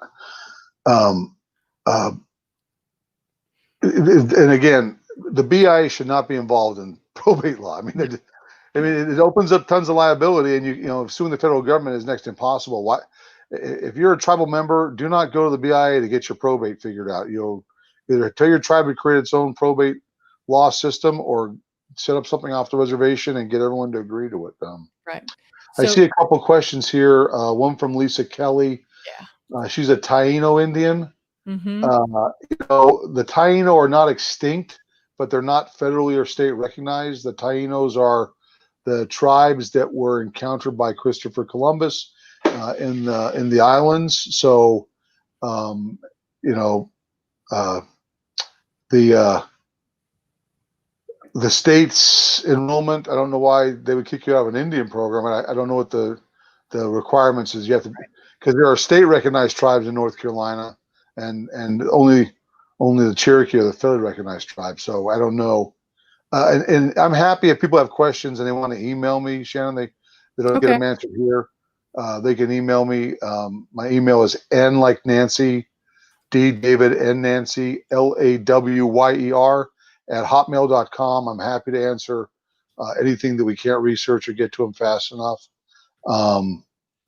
Amber has a great question about environmental and tribal law. She's researching treatment as a state status for tribes. I mean, I could give her a million resources on this federal tribal environmental regulation relationship and how tribes are like a state. Most of them handle their own stuff. To begin with. Oh, and my son says hi, Grandpa. So that's nice. So I know my son, at least my son and my grandson are watching. So that's good. That's very cool. That's very cool. Yeah, and this is not a legal help show. In no way is Robert developing an attorney-client relationship with you if you happen to ask him a question. Yeah. But you certainly can talk to him further. And send me an email. I love responding to emails. Charles Hinson says Joe Biden's not done anything for 47 years of service. Well, I only would beg to differ in that Joe Biden and Obama did the Tribal Law and Order Act, which for the first time recognized tribes' authority over non-Indians in criminal matters, as well as the Violence Against Women and Indigenous Peoples Act, protecting Bears Ears Monument, and the list goes on during the Obama-Biden presidency. So I would tend to disagree wholeheartely with that statement. But yeah, I mean, there's still a lot to do, but I would absolutely say that the Obama White House did more in Indian country than any White House for or since, without a doubt. And you need to talk to anyone who was Native and in the administration or was Native working with the administration, and they actually had processes and were having meetings and that were fruitful. Just trying to get a meeting with anyone in Indian affairs has been almost impossible from what I've heard, unless you're an oil tribe. Well, this last 4 years has been horrific, and meetings have been few and far between, and nothing comes out of them. And I mean, I think of the Dakota pipeline and so many things that happened in the 8 years of the Obama-Biden administration that were favorable for Indian tribes. Yeah. And then you hear, Trump's comments about indigenous people and Pocahontas and minimizing, and you just wonder, if you're Native American and you care about your people and your tribe, whether you like Trump as a person or not, he does not like you. But that's up to the individuals. Get out, I don't care who you vote for. Please get out and vote. I hope you vote for Joe Biden, but if you don't, that's fine. Get out and vote. That's right. That's right. So what do you think, Robert? Are we done? You got something else you want to share? I'd love to hear more about your art stuff, but but I think we're going to have more to talk about there, because I want to talk to you about some issues regarding repatriation and the Native American Graves Protection and Repatriation Act, and maybe get you back on. Tomorrow starts our 6th annual repatriation conference, Monday through Wednesday. So I'll see all of you all there. I still have some presentations to work on for that. It should be a really good conference, but we're going to talk, Robert, about litigation. If I can, the one thing I would try and leave you with, two things really. I told you the other day that I was fortunate to be mentored by an incredible, very smart museum director, a guy named Vern Swanson out in Utah, who taught me that the key to being successful in your life is to like more than you love, and try to understand more than you can like, tolerate that which you cannot understand, and still leave room for everything else. And I've always thought that was a beautiful way to approach life, so that you could make room for everyone that you come in contact with.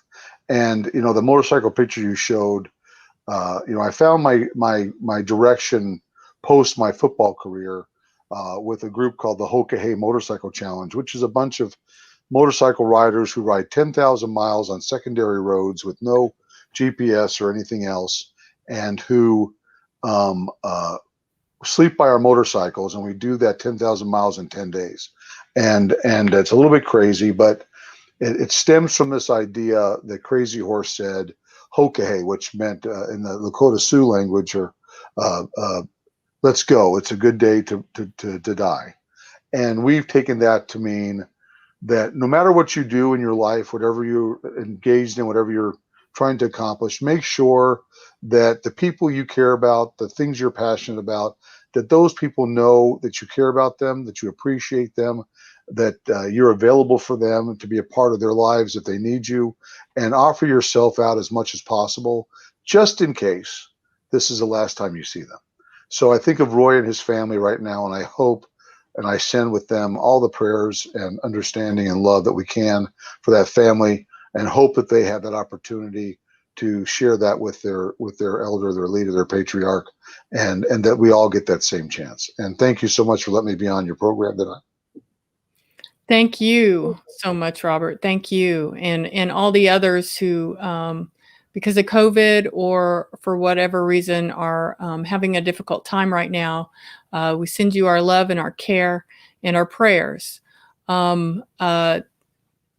Our next show next week will be on November 1st, Sunday, November 1st, which means we are entering this wonderful zone called Native American Heritage Month. So I'm sure we're going to have some fun things to talk about.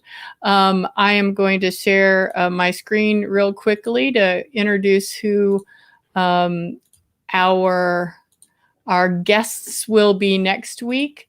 Our guests will be the principals of insurgents who do design work and sell t-shirts and all sorts of wonderful things. And I'm always loving the work that they do. Go to insurgents.myshopify.com and learn more about Leo and I'm sorry, not Leo. I'm all of a sudden going blank on who my guests are next week. I'm kidding. Leah, and then here is her partner, whose name I've just absolutely, I'm sorry, it must be getting late, and I still need to do work on repatriation conference stuff tonight, so I'm going to give them a big apology next week.